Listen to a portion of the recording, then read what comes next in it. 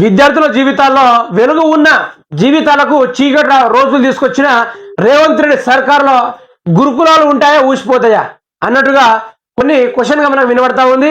ఆ ముచ్చట చూసుకుంటే గురుకులాలు మూసేస్తారా?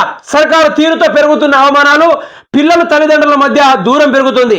జూన్ నెలలో సీఎం రేవంత్ రెడ్డి వాక్యాలు, గురుకులాలు నాణ్యమైన విద్యకు పరిష్కారం కాదంటూ ఎక్స్లో ఆకునూరి మురళి పోస్ట్.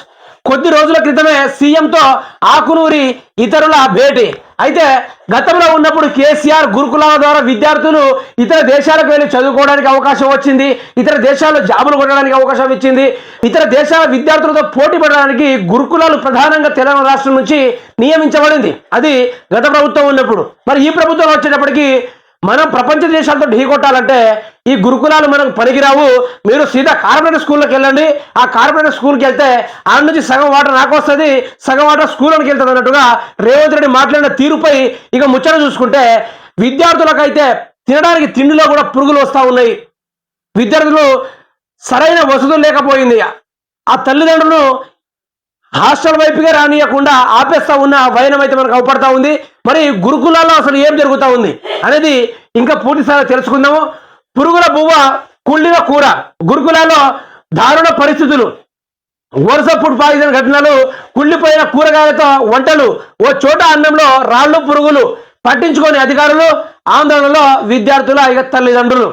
అయితే ఇదే గురుకులాల నుంచి ఆర్ఎస్ ప్రవీణ్ కుమార్ సార్ అండర్లా మేము కూడా చదువుకున్నా, 10వ క్లాస్ దాకా, ఇంటర్ దాకా మేము కూడా అదే గురుకులాల్లో చదువుకొని తగిన విద్యా నాణ్యతను పెంచుకొని ఈరోజు మీ ముందుకు జర్నలిస్ట్గా అయ్యి మీ ముందుకు రావడం జరిగింది. అదే బీఆర్ఎస్ ప్రభుత్వం ఉన్నప్పుడు గురుకులాల్లో చదువుకున్న ప్రతి ఒక్క విద్యార్థులు ఐపీఎస్గా, ఐఏఎస్గా, డాక్టర్లుగా, ఫారినర్గా, ఎన్ఆర్ఐలుగా ప్రతి ఒక్కరు వివిధ రంగాల్లో వివిధ రకాలుగా సెటిల్ అయి ఉన్నారు. అది ఈ గురుకుల ద్వారానే. మరి ఈరోజు గురుకులాల దుస్థితి చూస్తే మాత్రము తినడానికి సరిగ్గా తిండిలా పురుగులు రావడము, ఆ తిండిలా రాళ్ళు రావడము, పుచ్చిపోయిన కూరలు, కుళ్ళిన కూరలతోటి వారిని వడ్డించడము, ఇటువంటి చేయడం వల్ల ఫుడ్ పాయిజన్ అయ్యి చాలా మంది పిల్లలు మరణాన్ని చూసి వచ్చారు ఈ కాంగ్రెస్ ప్రభుత్వంలో.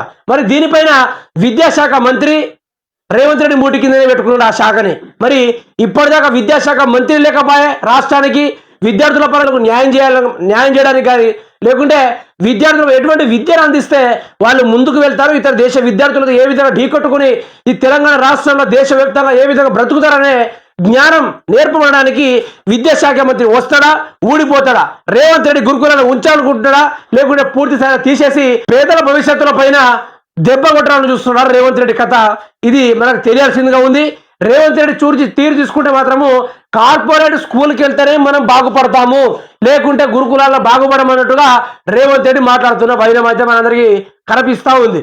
రేవంత్ రెడ్డి ఇలా చేయడం కరెక్ట్ కాదు. నీకు పరిపాలన శాత కాకుండా రేవంత్ రెడ్డి రాజీనామా చేసి వెళ్ళిపో. విద్యార్థుల జీవితాలతో ఆడుకోకు, చిన్నపిల్లల భవిష్యత్తుతో ఆడుకోకు. చదువు అనేది నీకు తెలియదురా, చదువు సందేశం నీకు అస్సలు తెలియదు. నువ్వు చదువుకుంటేనే కదా నీకు ఏడయ్యా మాట్లాడో తెలియదు, రాజకీయం చేయడం అసలు తెలియదు. బూతులు తిట్టాలన్నా, సౌత్ పేరు పెళ్ళం, ఎవరైనా సౌత్ పేరు పెళ్ళం ముచ్చడం నేర్చుకోవాలనుకుంటే రేవంత్ రెడ్డి దగ్గరికి వెళ్ళండి, బ్రహ్మాండంగా నేర్పిస్తాడు.